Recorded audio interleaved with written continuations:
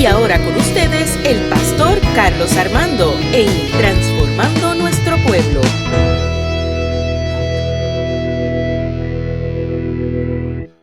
Dios me los bendiga a todos y a todas en esta hermosa mañana del Señor. Dios les bendiga más a los que tienen frío.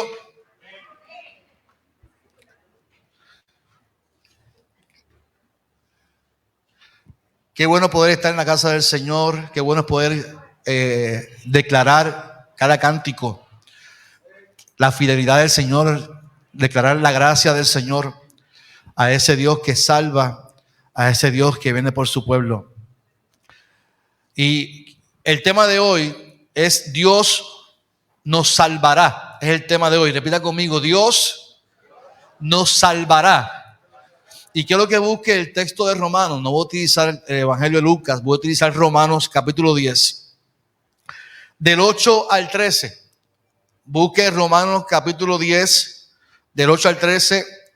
Mientras tanto, saludamos a los que nos están viendo por Facebook, por YouTube y los que nos van a escuchar en el podcast.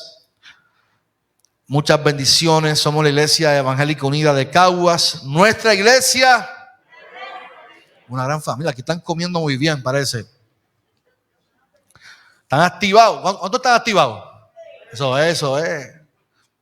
Paso Blanca. Yo esperaba que tú gritaras aquí.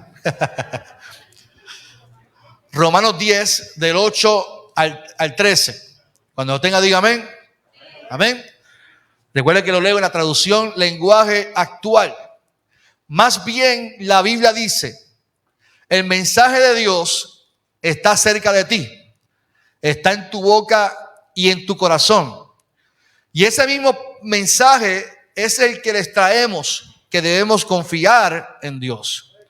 Pues si ustedes reconocen con su propia boca que Jesús es el Señor, y si creen de corazón que Dios lo resucitó, entonces se librarán del castigo que merecen. Pues si creemos de todo corazón, seremos aceptados por Dios. Y si con nuestra boca reconocemos que Dios es, que reconocemos que Jesús es el Señor, Dios nos salvará.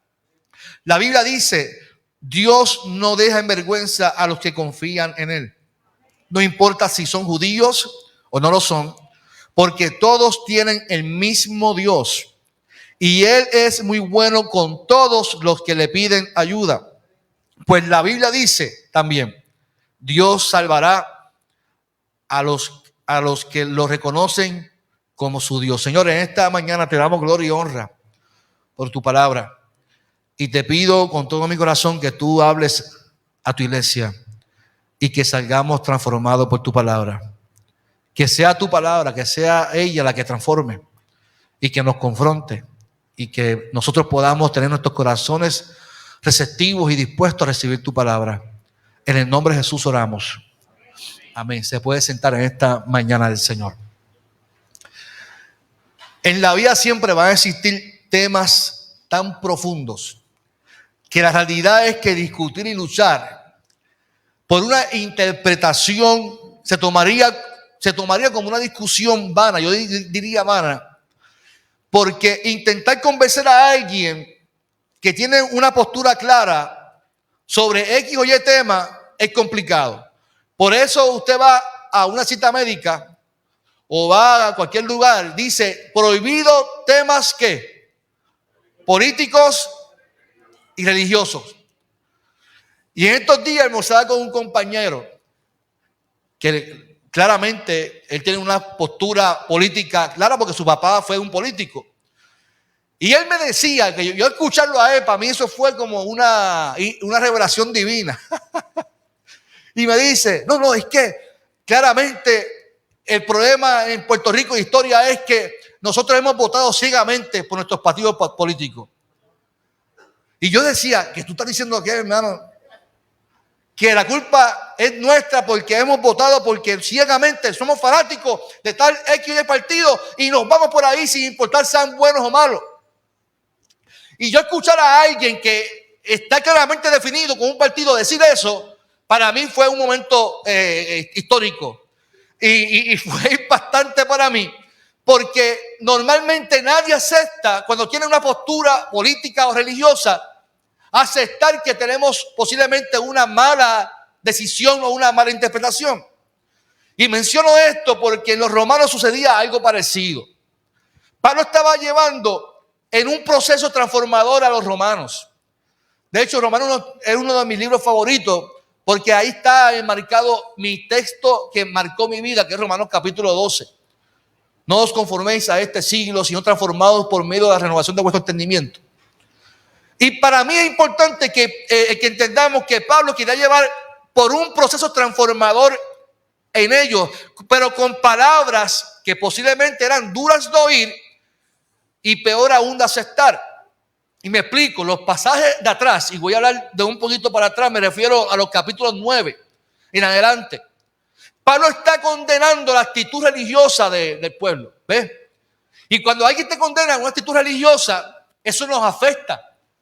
Porque a nadie nos gustaría escuchar, es que tu comportamiento es religioso. Tu comportamiento religioso está erróneo, no va por el camino correcto. Y yo siempre lo he dicho, si lo que yo creo que es verdad me invita a condenar, a juzgar, no es de Dios y hace daño. Esa es mi postura como pastor. Y Pablo está llevando a esta gente a una confrontación que posiblemente sea dura y de escuchar, porque esto es importante para poder entender lo que traía el mensaje detrás de lo que Pablo quería traer a los romanos. En estos versos hay un tema que Pablo repite constantemente. Pablo lo repite constantemente. Y uno sabe cuando alguien repite algo, los que son maestros saben que si usted repite algo es porque usted quiere que se le quede ¿dónde? En la mente. Y cuando usted quiere que algo se le quede es porque hay algo detrás de ese mensaje que usted quiere que esa persona se le quede en la mente. Y en estos versos podemos ver la repetición de la palabra creer, de la palabra confiar, que tiene que ver con creer y con fe, la palabra confesar con la boca y la palabra salvación. Constantemente él está diciendo a ellos que Dios nos salvará. Y como todos sabemos, el judío practicaba que para poder alcanzar la salvación, escuche bien lo que voy a decir, la salvación en el texto no es la misma que usted y yo entendemos. La salvación para ellos requería el contexto liberación, que es otra cosa. Nosotros pensemos salvación es que yo me voy para el cielo, eternidad. Salvación para ellos era liberación, esclavitud, opresión. Dios te va a salvar, te va a librar de eso. Y yo siempre he pensado que eso fue lo que ellos interpretaron, pero no necesariamente Dios le pidió eso, que tuvieran que hacer requisitos para alcanzar esa liberación. ¿Ve? Ellos entendieron que para poder liberarse de su pecado tenían que entregar sacrificios. Eso fue lo que ellos entendieron que tenían que hacer. Sin embargo, Dios le pedía obediencia a su palabra. Ahora bien, Pablo hace énfasis en lo que para nosotros debería ser el centro del evangelio. El centro del evangelio para nosotros es ¿quién? Es Cristo. Cristo, como decía el cántico, Cristo es el que salva, Cristo es el que sana, Cristo es el que libera. Para nosotros Cristo es el centro del evangelio. Es todo. O sea, si vamos a llevar el mensaje de Cristo, dice Pablo a los romanos, debe de ser de salvación y no de condenación. Ahora voy a lo que voy. El mensaje de algunos que vivían en los romanos era de condenación, de juicio, de pasar un proceso de judaización para poder ser salvo. O sea que si yo quiero que Dios me salve y me libere, yo tengo que judaizarme, tengo que circuncidarme, tengo que hacer unos ritos, ¿ves? Para que Dios me pueda aceptar. Siempre a los pastores nos sucede algo en estos tiempos. En estos días que he compartido con varios pastores, hubo un momento donde todos coincidimos de algo. Que a todos de alguna manera, algún feligrés nos ha cuestionado el por qué ya no predicamos la venida de Cristo. Pastor, ya usted no predica y ese mensaje tiene que estar los domingos ahí. Que Cristo viene por su iglesia. Ya no se escuchan esos mensajes de que Cristo viene y por eso estamos como estamos. Es una manera de confrontar al pastor. De que yo quiero escuchar que Cristo viene. Yo pregunto aquí, ¿cuántos saben que Cristo viene? Entonces, ¿por qué necesitan que yo lo diga? ¿Por qué necesitan escuchar que el pastor tiene que decir que Cristo viene? Y se lo traigo como inquietud porque los pastores que estaban ahí, a todos nos ha pasado. Y este asunto es curioso porque detrás del mensaje que Cristo viene no es con un mensaje salvífico, sino con un mensaje de condenación. La gente quiere escuchar que Cristo viene no para salvarnos, sino para condenarnos. Y por eso quiere decir que Cristo viene, porque si no se arrepienten, se van para el infierno. Y entonces yo me pregunto, ¿qué quiere la gente? Que los pastores o preparen a la gente para que cuando Él venga nos encuentre bien, o que simplemente los condena a todos y que se van para el infierno. Yo prefiero como pastor preparar a la gente, guiarlos a los pastos verdes, enseñarles la palabra. Y cuando llegue ese momento, no es un momento de terror, porque cuando Cristo venga no es un momento de terror, mi amado. Cuando Cristo venga por su iglesia no es un momento de terror y de miedo como nos han pintado. La salvación es un momento de fiesta. La venida de Cristo es un momento de celebración para la iglesia. ¿Cuánto dicen amén por eso? Es de celebración, dice, la boda del Cordero. El novio viene por su iglesia. Es una fiesta, no es un momento de terror. Pero los judíos querían condenar, querían pasar por requisitos. Y esto llevaba a Pablo a llevar a la iglesia a que entendieran que Cristo vino no para condenar, sino para salvar a la humanidad. ¿Cuánto dicen amén por eso? En los Romanos Pablo está aclarando algo muy importante. Pablo le dice, ustedes están convencidos de que quieren méritos mediante la obediencia a la ley. Etiquetan a seres humanos, judaizan a los gentiles. Pero Cristo es el centro de todo. Y si Cristo es el centro, Él actuó por misericordia y por gracia. Oiga el contraste. Si yo hago algo para alcanzar algo, es por mi mérito. Pero cuando es por Cristo, es por gracia, es por misericordia. O sea que no tengo que hacer lo suficiente nada para alcanzar salvación porque ya Cristo lo hizo por mí. Ya no tengo que hacer algo para que digan, es que por tus méritos lo hiciste. Bien, no, es que ya no es por eso. Ahora es porque Cristo, es reconocer que alguien lo hizo por mí. Alguien se entregó en la cruz del Calvario para que yo alcanzara salvación. Alguien se entregó en la cruz y murió para que mi familia, para que mi comunidad encontrara salvación. No por lo que podamos hacer, sino por lo que podamos reconocer en Cristo Jesús. Los judíos etiquetaban, judaizaban, marginaban. Sin embargo, Pablo dice, Dios los declara inocentes, pero ustedes han rechazado la manera en que Dios quiere aceptarlo. Y yo estoy de acuerdo con Pablo ahí. Posiblemente yo no esté de acuerdo con muchas cosas que Pablo diga, pero estoy de acuerdo con eso. ¿Sabes por qué? Porque cada vez que alguien juzga y señala a alguien por su pecado, yo creo que estamos volviendo a llevar a Jesús en la cruz del Calvario. Jesús murió una vez y murió una sola vez para el perdón de nuestros pecados.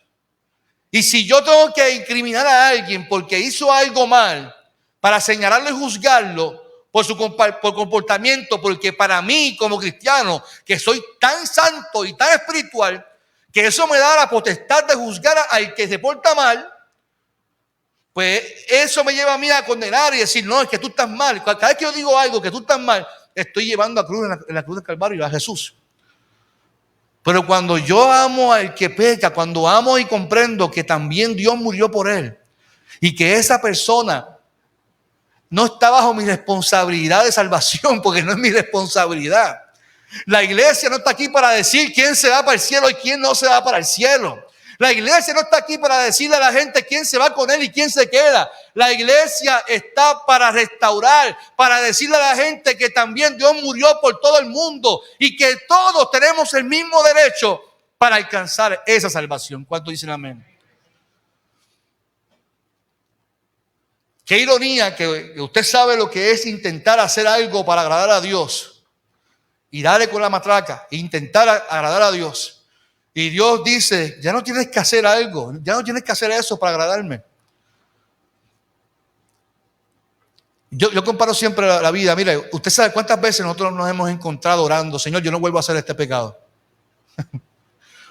¿Cuántas veces nos hemos encontrado? Mire, eso es lo más mínimo, porque para la iglesia protestante no hay tamaño en los pecados. Sabe que si usted miente, es lo mismo que matar. O sea que si es como yo decía estos días a alguien, a mí alguien me invitó a almorzar, me comí un chillo así de grande. Y Fernando, un chillo, el cazador en Salinas, se lo recomiendo, el mejor chillo que he probado en mi vida. Y mientras me comía ese fabuloso chillo, yo conversaba con dos personas, y una persona me pregunta, pastor, ¿y si un homosexual llega a su iglesia? Es como que si yo tuviera que decirle, no puedes entrar a la iglesia porque era homosexual. O si llega un usuario de droga, yo tengo que votar a alguien porque simplemente actúa distinto a mí. Entonces la iglesia tiene ese poder de decir, de determinar quién sí y quién no. Y yo le pregunto, hermano, una pregunta. ¿La iglesia protestante cree que para los pecados hay tamaños? ¿Hay colores en los pecados? ¿Hay colores grandes y pecados pequeños? No, todos son iguales. Por lo tanto, usted prefiere votar a un homosexual porque es homosexual. Sin embargo, dentro de la junta o dentro de los diáconos, dentro de sus líderes, hay personas que murmuran y son un bochinchero. Y los tiene ahí, los deja tener ahí. Y hay gente mala que habla mal del otro y el prójimo y que odia y están en la iglesia como miembros de la iglesia. Los bautizamos y le damos posiciones porque son gente que aparentan, pero en su corazón hay más odio que otra cosa. Entonces, si no hay tamaño en ese asunto, la salvación y la aceptación no depende de nosotros como iglesia. La salvación no depende de lo que usted y yo podamos pensar que Dios debe. No. Yo le decía hoy al grupo de nuevos miembros de bautismo que esa es la historia de Jonás. A Jonás Dios le dice, ve a Nínive y dile a ellos que yo los voy a salvar. Jonás entiende, para que usted vea cuando alguien entiende y se adjudica un poder que no le corresponde. Jonás entiende que Dios no tiene que salvar a Nínive. Y dice, yo no voy a Nínive a decir ese mensaje porque esa gente son unos solos de ¿qué? De pecadores. Y Jonás dice, no voy a ir, y se molestó y se fue para el mar. Y allí se cayó en la roca y se cayó en el mar. Y allí es que viene el corito de Jonás. Y el Jonás estaba ahí, se estaba ahogando y vino el pez y ¡blum! Cataplum, porque hay que hacer la pantomima completa. Y cataplum se lo tragó. Entonces el corito dice que se lo tragó porque no le hizo caso, pero en realidad no es esa historia. Lea el texto bien. Se lo tragó para salvarlo. Y yo lo conté aquí la historia es un mito, no es una historia real. Es un cuento que se cuenta en la Biblia con un propósito poderoso de enseñanza. Nadie puede estar tanto tiempo metido dentro de un pescado y orar allí, todos ¿sabe? Eso no tiene, pero tiene un propósito hermoso, iglesia. La historia tiene una enseñanza. Dios, aún en tu desobediencia y aún tú navegando en tu propia muerte, Dios te va a salvar y te va a llevar a un puerto seguro. Te va a salvar aún en tu desesperación, en tu escapada de no querer obedecer a Dios. Fíjense la historia. Entonces vino ese pez, según la historia, que la gente lo toma literal y ahí ¡pop! Y lo escupió, lo vomitó. ¡Buah! Y ahí sale Jonás y cae allá en Nínive, en otro pueblo. Cayó vivo. Y cayó vivo y no tuvo otro remedio que aceptar la voluntad del Señor. Y predicar y decirle que Dios les iba a ¿qué? A perdonar. Nosotros muchas veces queremos que Dios castigue. Ahí es que vienen estos profetas en el mundo entero diciendo, Dios va a traer una ola inmensa por el Puerto Rico, allá por la Croaba, y el mar se va a levantar por allá. Y ahí, ese no es el deseo de Dios, mi amado, créamelo. Ese no es el deseo de Dios. No, ese es el deseo del profeta. Que ojalá Dios se meta y mata a toda esa gente mala de Fajardo.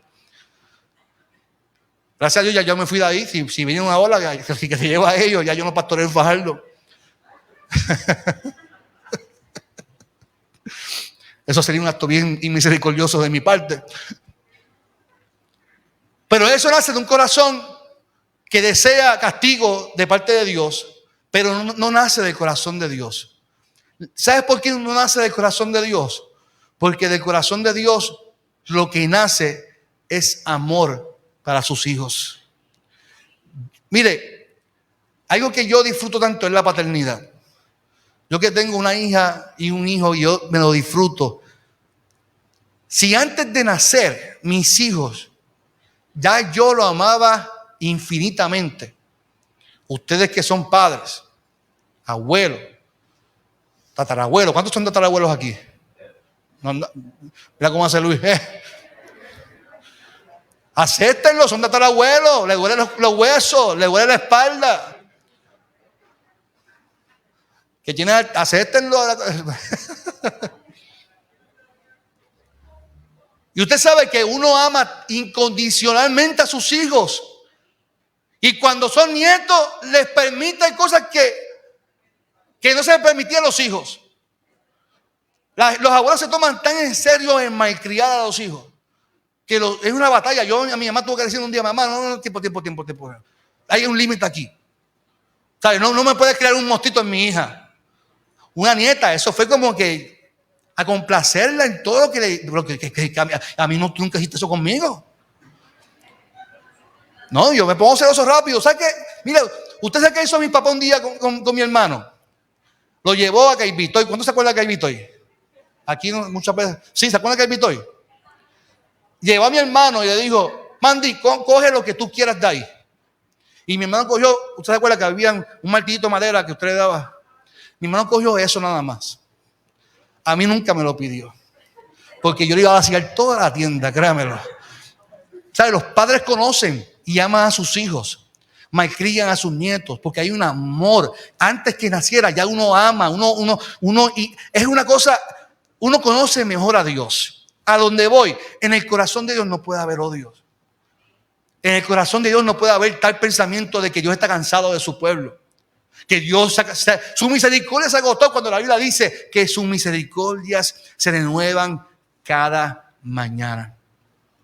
Por lo tanto, en el contexto de los romanos, había un sector que necesitaban ese mensaje de que había que hacer algo para salvación. Sin embargo, Pablo dice: ojo, la salvación no depende de esto, depende de Cristo. Depende de lo que hizo el Hijo de Dios. Pero el problema es que, como todo se fundamenta de interpretación, había un sector que no quería aceptar la humanidad de Cristo, pero había otro sector que no quería aceptar la divinidad de Cristo, y había otro sector que no quería aceptar la resurrección de Cristo. Para que entendamos algo, quiero definir entonces salvación. Para que entendamos algo, salvación en el Antiguo Testamento significa liberar, socorrer, quitar, librar a alguien de una carga, ¿ve? De la opresión. Y cuando usted lee la Biblia, en el Antiguo Testamento se celebraban unas fiestas tradicionales. Por ejemplo, la fiesta de los tabernáculos. Esa fiesta tenía un propósito, no era una fiesta de vamos a fiestar. ¿Y por qué vamos a fiestar? Yo no sé, pero vamos para allá. ¿Tú sabes? Como en mi caso, que yo la había presentado. Y cuando Lilia, mi esposa, cuando cumplió 15 años, yo no la conocía a ella. Pero a mí me invitaron para el cumpleaños Fernando. ¿Y qué yo hice? Me fui para el centro comunal de la fiesta. No sabía ni qué era de Lilian. Y me metí, ¿y ¿sabe qué hice? Allí fui, bailé. Allí comí bizcocho. Y yo no estaban invitados. De hecho, me hicieron un círculo, yo bailando, me quitaron hasta la camisa, porque para aquel tiempo yo era stripper, no sé. Yo no sé si Raquel, ¿tú tuviste este quinceañero? Me hicieron un círculo, yo como para mí, y ¿sabes? Veréis todo el mundo, entonces yo decía a mi esposa, que era mi novia, pero ¿quién ya hace esos muchachos haciendo ese ridículo ahí? Terminé siendo el esposo de la muchacha que le hice ridículo en su quinceañero. No, yo creo que ese momento me odiaba, yo creo. Dios hizo un milagro grandísimo. Yo fui a esa fiesta, pero no sabía ni para qué era. las fiestas en la Biblia tenían un sentido y un propósito. La del tabernáculo significaba liberación. Dios me liberó del faraón. Dios me liberó en el desierto. Ve, hay un sentido. Cuando yo voy a adorar al Señor y voy a celebrar una fiesta, tenían un propósito, liberación. La salvación tenía la connotación de que Dios me liberó, me quitó una carga de opresión. En el Nuevo Testamento da la experiencia de liberar de la servidumbre del pecado, o es el mantenimiento de la paz y de la armonía. O sea, lo que quiere decir en el Nuevo Testamento salvación es que la salvación conlleva esa paz de que yo me voy con el Señor. Hay otro sentido en el texto. Nosotros lo definimos como la futura liberación de los creyentes en la parucía, que es la venida de Cristo, por sus santos, salvación, que es el objeto de esa esperanza de que Cristo viene por su iglesia y yo me voy con él. Ahí vienen los himnos, me voy con él, ¿verdad? O cuando ya se pase lista. O sea, todos esos himnos tradicionales vienen en el contexto de la salvación, que es que yo me voy con él y hay una vida eterna. Pero en el texto bíblico la salvación era liberación. Salvación, por lo tanto, es una palabra que se define según el contexto que se vive. El mensaje de Pablo es claro: si ustedes ponen su confianza en Dios y ustedes confiesan con su boca que Cristo es el ¿qué? Es el Hijo de Dios. Los que creen de todo corazón, Dios los salvará. Y yo me pongo a analizar mi contexto histórico, el momento que me ha tocado vivir tan duro. Nadie pensó en vivir tantos acontecimientos tan duros como seres humanos. Históricamente esto nos ha afectado a todos. Todos los acontecimientos, emocionalmente tenemos que buscar estabilidad. Y gracias a Dios que tenemos a Dios, nos da paz y tranquilidad en el tiempo. Las pérdidas, el COVID, tanta enfermedad, la criminalidad. La gente no se atreve ni salir a la calle porque viven con miedo. Esto nos estamos enfermando, mi amado. Cuando me dicen, no, que ya yo no salgo de noche porque tengo miedo, porque nos han metido ese miedo y nos estamos enfermando. ¿Y cuántas veces nos hemos sentido asfixiados por los problemas? ¿Cuántas veces nos sentimos asfixiados por las situaciones que estamos viviendo en este mundo? ¿En cuántas ocasiones pensamos que rendirnos es una opción? ¿Cuántas veces nos sentimos que no podemos más? Que entre lágrimas y lágrimas nos quejamos de noche: Señor, yo no aguanto más. Me siento que no puedo más. ¿Cuántas veces no vemos respuestas y hasta pensamos que Dios se ha olvidado de nosotros? Y hasta pensamos que es que como hemos pecado, Dios se alejó de nosotros. Quiero decirte algo, mi amado y mi amada. Usted puede alejarse de Dios. Usted puede fallarle a Dios. Dios nunca se va a alejar de usted. Dios siempre estará ahí contigo, cuidándote, protegiéndote y buscando el momento para salvarte, rescatarte y librarte en el nombre del Señor. Yo pregunto, ¿nuestros hijos tendrán algún requisito para que nosotros les amemos? ¿Nuestros hijos tendrán algún requisito para que nazca? Yo le decía a mi esposa en estos días, cuando Karina nació, era una cosquilla adentro que no podía rascarme. Era un sentimiento que yo nunca había sentido. Era un sentimiento tan y tan grande que yo la miro todavía y siento, y cada vez que ella logra algo y la miro, yo me deleito con mi hija porque vivo enamorado, la amo con todo mi corazón. Y es una cosquilla y cuando nace Sebastián, son distintos. Mi hijo es distinto a mi hija. Mi hijo es una joyita.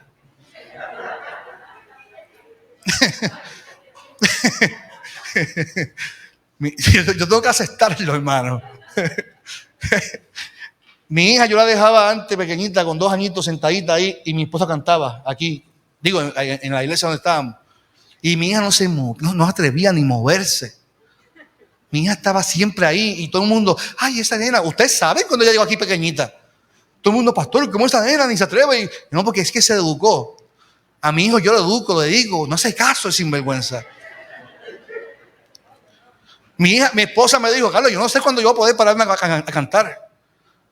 Porque ya Sebastián no se puede quedar sentado ahí. Porque va a coger el coche y va a empezar a correr, va a tomar la cámara, él va a hacer algo. Y el chiste es que me va a mirar y se va a reír. Y yo digo, Sebastián, no, y él me mira. No, y él, no.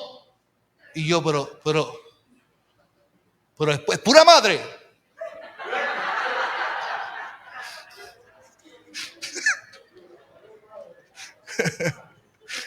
Estoy aprovechando que no vino hoy. Estoy curando con mi esposa hoy. No, yo tengo que aceptar que es puro padre. Hermano, oren por mí, por favor, mientras usted interceda por su pastor, por favor. Pero pregunto, aún con todo eso, ¿hay un requisito para que yo lo ame a él? No. Es mi hijo, yo lo amo con todo mi corazón. Es mi hijo y es mi hija y los amo con todo mi corazón. ¿Cuánto más nos ama el Señor? Que no nos pide requisitos, simplemente Él quiere que aceptemos a su Hijo como su único Salvador. Que reconozcamos que Él es el centro de todo. Que Él es el centro de la vida, que Él es grande, que es el que vino a salvar la humanidad. Ese es el amor de Dios. Por eso Pablo dice, y Dios nos salvará por medio de Cristo. No es por lo que podamos hacer, no es por lo que podamos tener, es por lo que Él hizo en nosotros. Así que el mundo vive muy acelerado. El mundo vive muy a prisa y quiere dictarnos a nosotros cómo debemos de vivir. El mundo quiere decirnos cuáles son los valores, los códigos de vida. Estos son los códigos de vida. El mundo nos dice los códigos. No, la iglesia es la que rige estos códigos y el modo, los valores de la vida, los rige la iglesia. Pero no son los valores de la vida, sino los valores del reino, los valores de Cristo que Él nos presentó por medio de su salvación. Quiero decirte algo, la salvación de Dios es una promesa para ti y para mí. ¿Cuánto dicen amén por eso? Por lo tanto, si es una promesa, es un pacto que Él tiene con su pueblo. Y si es un pacto, es una promesa, créame lo que Dios no va a fallar a su pacto. Él lo va a cumplir en tu vida. La salvación ya no depende de mí, porque es un pacto que Dios hizo contigo y conmigo.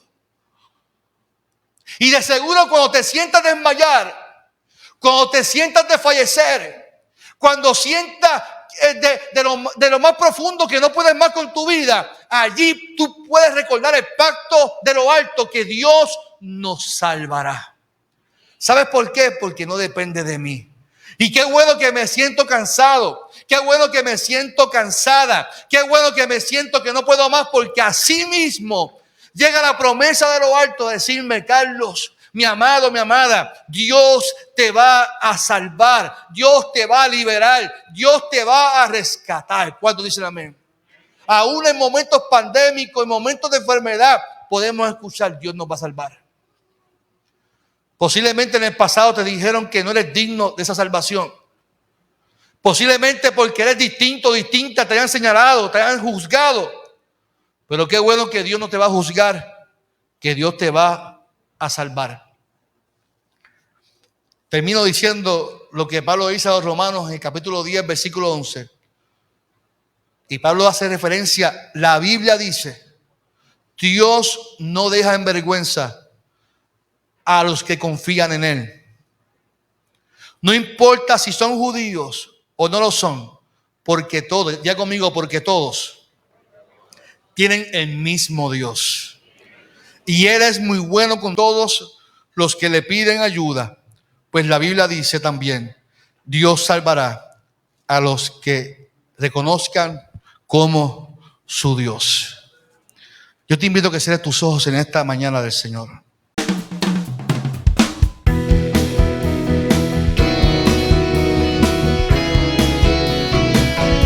Esto fue Transformando Nuestro Pueblo con el pastor Carlos Armando.